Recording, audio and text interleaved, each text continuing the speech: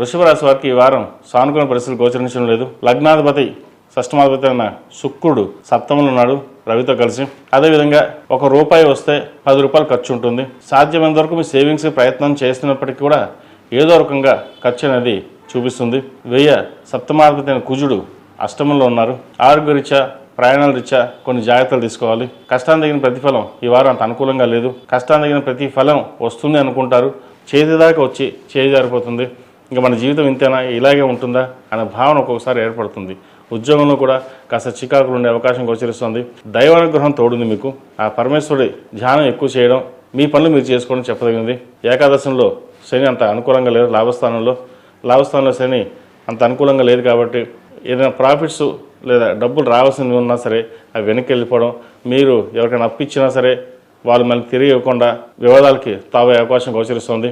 Court వ్యవహారాలకు సంబంధించిన వ్యవహారాలు సానుకూలపడతాయి. అదేవిధంగా సినీ కళారంగాల వారికి అనుకూలంగా ఉంటుంది.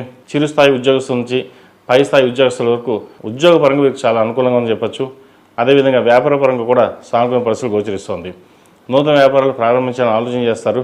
అది భాగస్వామి వ్యాపారాలు కాకుండా సొంతంగా చేసుకునే వ్యాపారాలు వీరికి కలిసి వస్తాయి. అదేవిధంగా సోదరిమణులతోటి ఉన్న విభేదాలు ఏవైతే ఉన్నాయో తొలగిపోతాయి. స్థిరాస్తులకు సంబంధించిన వ్యవహారాలు వీరు సానుకూలపడతాయి. అదేవిధంగా పంచమాధిపతి అయిన బుధుడు సప్తమంలో ఉన్నారు. సంతానపరంగా మంచి అభివృద్ధి ఉంటుంది. మీ వాక్చాతుర్యంతో ప్రతి ఒక్కరిని నియంత్రించగలుగుతారు.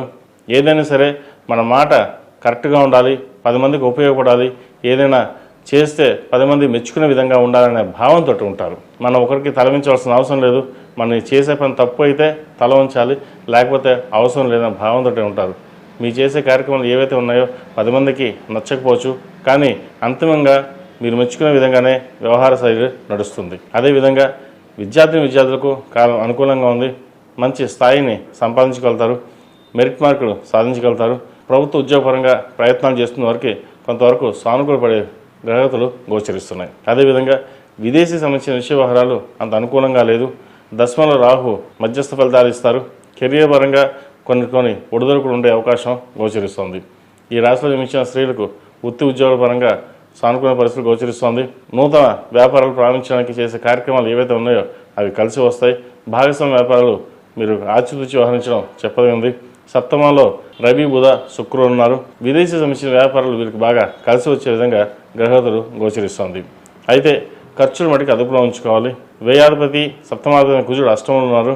భూ సంబంధించిన వ్యవహారాలు ఏవైతే ఉన్నాయో కాస్త చికాకు పెట్టడం, స్థిరాస్తులకు సంబంధించినవి చికాకు పెట్టడం, ఒక భూమిని కానీ కొనుగోలు చేసి డెవలప్మెంట్ చేద్దాం, లేదంటే ఒక ఇల్లు కొందాం అనే ఏదైతే ఉందో అది కాస్త నిదానంగా సాగుతుంది. అదేవిధంగా ఆరోగ్యరీత్యా కూడా చిన్న ఇబ్బందులు ఏవైతే ఉన్నాయో తొలగిపోతాయి. ప్రయాణాల విషయంలో మటుకి కాస్త జాగ్రత్త వహించడం చెప్పదగింది. అష్టంలో కుజుడు అంత బాగాలేదు. అయితే దూర ప్రాంత ప్రయాణాలు ఏమైనా చేయాల్సి వస్తే అవసరమైతే తప్ప ప్రయాణాలను వాయిదా వేసుకోవడం చెప్పదగిన సూచన. మొత్తం మీద గడిచిన కొన్ని వారాల కంటే కూడా ఈ వారం మధ్యస్థ ఫలితాలు గోచరిస్తోంది. ఈ రాశివారు ప్రతిరోజు ప్రతినిత్యం ఓం నమో నారాయణ వృత్తులతో దీపారాధన చేయడం, హనుమాన్ చాలీసా పఠించడం చెప్పదగినది. కుదిరితే గోవుకి గోసేవ చేసుకోవడం, ఉలవలు కానీ గడ్డి కానీ మీ చేతితో మీరు పెట్టడం అనేది చెప్పదగిన సూచన. కాలభైరవ రూపం మెడలో వేసుకోండి. నరదిష్టి అధికంగా ఉంది. ఈ రాశిలో జన్మించిన వారికి కలిసి వచ్చే సంఖ్య 3, కలిసి వచ్చే రంగు తెలుపు. ఏదైనా పని మీద బయటకు వెళ్ళినప్పుడు గురువారం కానీ శనివారం కానీ వెళ్ళండి, మంచి ఫలితాలు సంప్రాప్తిస్తాయి. తదుపరి మిథున రాశి.